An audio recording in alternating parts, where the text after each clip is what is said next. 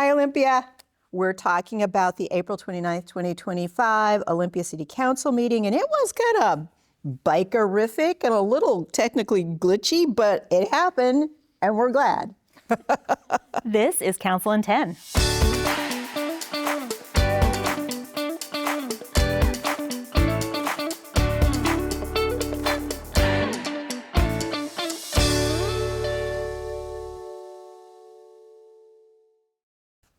For the record, I'm Kelly Purse-Brossett. And I'm Susan Grisham. Okay, so all council members were present at the meeting. There were no announcements. And then the agenda was amended to remove item 10A, which was a closed session related to labor relations. And the agenda was approved as amended. And then we moved on to special recognition. Rolled into special recognition. Rolling. Okay. A little fun there. Councilmember Vanderpool read a proclamation recognizing May as Olympia Bicycle Month.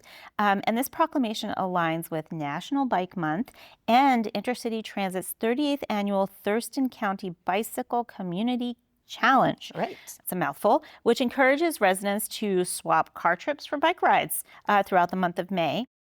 And Duncan Green, Bicycle Community Challenge Coordinator with Intercity Transit, accepted the proclamation and discussed the importance of biking in our community. And then Public Works Program Specialist Kristen Gilkerson talked about some projects that the city is undertaking to support and expand bike-friendly infrastructure around the city. There's a lot. It's kind of fun. There is completion of a new bike corridor linking Sylvester Park to the Karen Fraser Woodland Trail, and then construction of the West Side Bike Corridor connecting neighborhoods in the northwest and southwest of Olympia to Woodruff Park and Garfield Elementary School. They're breaking ground on that one. Yeah, and a redesign of Pacific and State Avenues between Sawyer and Fur Streets, featuring protected bike lanes, concrete islands, and green pavement markings. Safety improvements at 4th Avenue and Plum Street, which includes separated bike lane and upgraded pedestrian crossings, which is really exciting because that street can be a little hairy sometimes. It is. And they also talked about the Phone Roads project as well, which is also providing a neighborhood with some protected biking. And Duncan talked about the fact that and Kristen also talked about the fact that people bike because if it's convenient, and it's convenient if it feels safe and it's easy, and these bike lanes are about that. And Duncan also mentioned that May 15th is officially Bike to Work, but he calls it Bike Anywhere on May 15th. You don't have to just bike to work. You can bike to the grocery store. You can bike to your friend's house, whatever. The theme of this year's Bike Month is Be a Beacon for Bicycling. And Duncan actually showed up with props. He came with his bicycle. Cool. So it was kind of behind him during the comments, and then he took a picture with the council with his yellow bike. I think it was yellow. My memory and color. And from there, we went into public comment, and we had 4 in-person commenters and 1 person remote, and they were all basically the same topic. They were talking. They were largely thanking the council for the topic they were going to take up later in the meeting around neighborhood matching grants. And after that, they went into the consent calendar. They pulled item 4D, which was approval of the advisory committee work plans.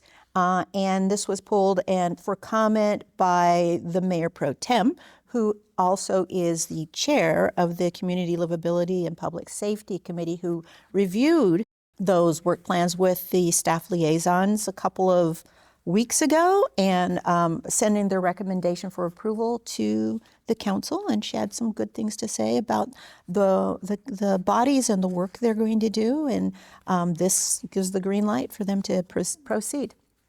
So, and we went on next to the topic at hand, which was approval of the neighborhood matching grants. And this is a program that the city does to help recognize neighborhood associations fund community-driven projects. Brittany Gilla, Associate Planner in CPED, presented to council. It was her first time, and she rocked it. She rocked it. And she talked about 2024, the grant program spent over $28,000 for 11 neighborhood projects. That also brought in over 1,400 hours of sweat equity from the neighborhoods themselves. And then this year, what the council had before them were 10 projects at a cost of $33,000, but that leveraged the cost of over almost $105,000 when it all leveraged out. So it was pretty cool. And, these are projects like block parties and beautification, just really cool projects that the neighborhood is doing to make their neighborhood just a wonderful place to live and be. So council passed and approved all of those grants unanimously. Excellent. Then we moved into report. We moved into reports, and the mayor didn't have a report, but he later talked about Arts Walk. But one highlight was Councilmember Madrone talked about the recent land use committee meeting where they got an update on the assessment of sidewalks, which this has been this huge project to assess the miles and miles and miles and miles of sidewalks in the city, what the status is, what their state is, and that work is done. And what's going to come out for the community to sort of see this is a story map that's supposed to be done in August, where you can find your neighborhood and see what the sidewalks look like and if they're in good repair or where they are in the assessment. So Yeah, story maps are really fun because you can really kind of dig in and see how the changes will affect you. Yeah. So really good. Look forward to that one coming in the summer. Yeah.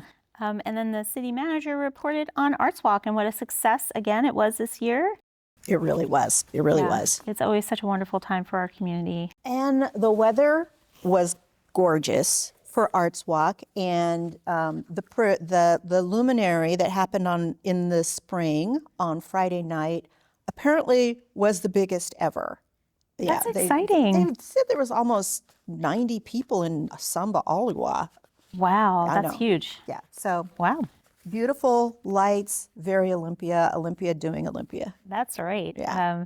And then after reports, the council moved into their executive sessions at 7:40. They met for no longer than 90 minutes, and they were related to litigation and potential litigation and a personnel matter, the city manager's mid-year performance evaluation. There you go. And then I understand that once they were all done, they adjourned at 9:19. All right.